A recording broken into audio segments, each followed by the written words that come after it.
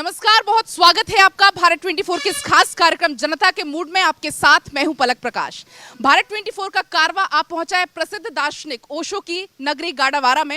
हालांकि गाडावारा की अनेकों पहचान है। यहाँ की तुअर दाल, जिसे आप अरहर की दाल भी कहते हैं, अपने आप में यहाँ काफी खासियत मानी जाती है और लोग कहते हैं काफी स्वादिष्ट यहाँ की दाल होती है। लेकिन बड़ा सवाल ये है कि आखिर किस पार्टी की दाल यहाँ पर गलने वाली है, ये पता लगाने के लिए आज भारत 24 की टीम आप पहुंची है गाडावारा।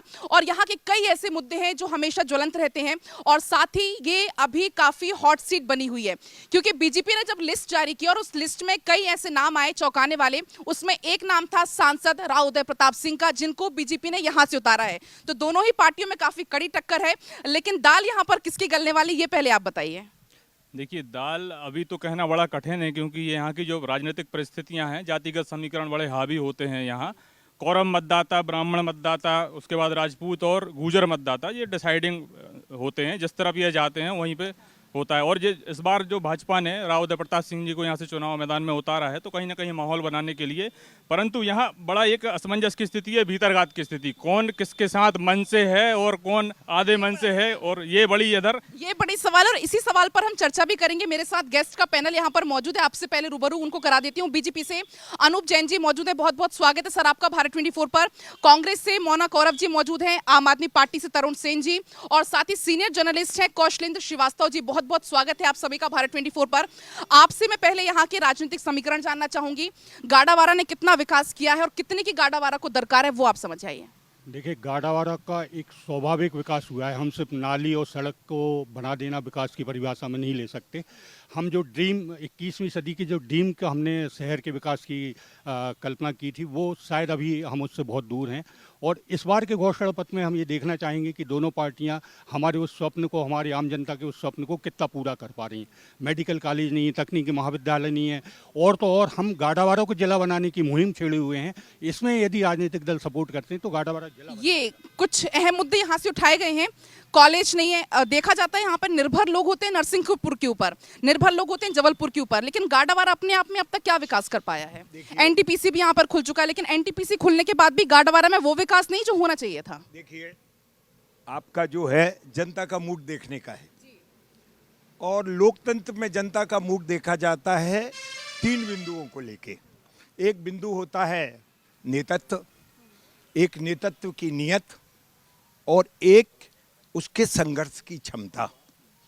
तो ये आज की जनता ये देखेगी कि किस व्यक्ति का नेतृत्व। तो जनता तो ये देख रही है ना, आप बताइए गाडावारा ने। हाँ, तो बताना जा रहा हूँ कि जैसे अभी नेतृत्व है, नेतृत्व हमने जैसे सांसद जी को खड़ा किया यहाँ से, तो हमारे नेतृत्व ने विकास। क्या नौबत आ गई कि सांसद जी को उतारना पड़ गया? नहीं, ये क्या होता है, ये तो एक राजनीति का एक समीकरण होता है, कहाँ किसको उतारना है, इसमें नौबत का सवाल नहीं उठता।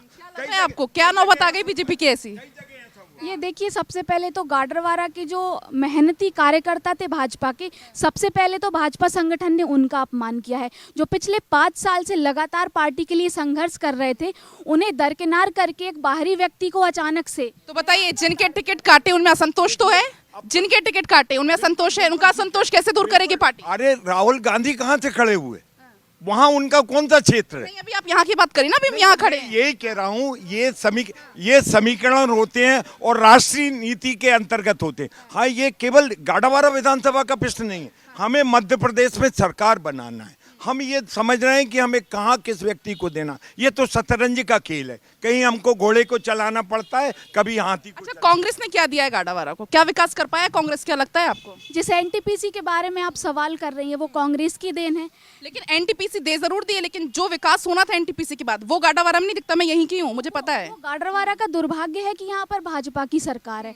अगर कांग्रेस की सरकार होती तो आपको विकास अलग से दिखता, लेकिन दुर्भाग्य रहा कि सरकार नहीं रही। और यहाँ के जो जनप्रतिनिधि रहे, जो यहाँ चुनाव लड़ने आए हैं, इनके द्वारा सिर्फ खुद का विकास एनटीपीसी के द्वारा किया गया है।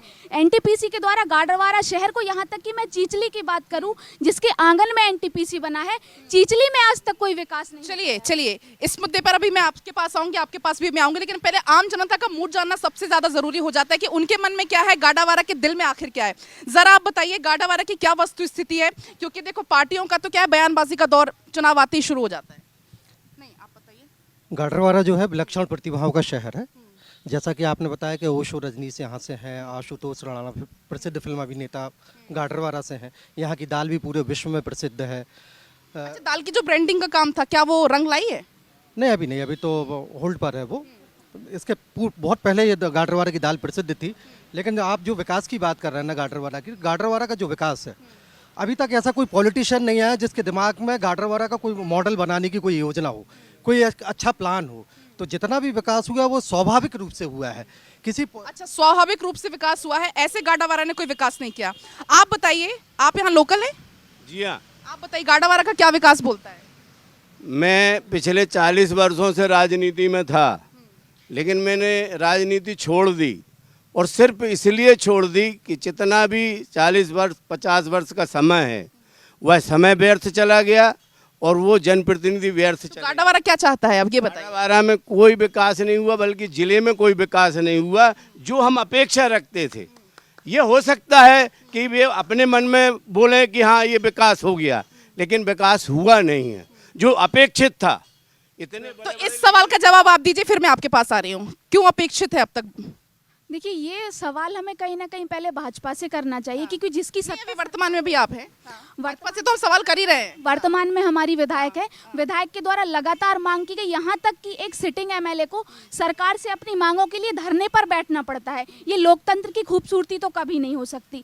लेकिन भाजपा की सरकार में लगातार विधायकों के साथ भेदभाव किया गया।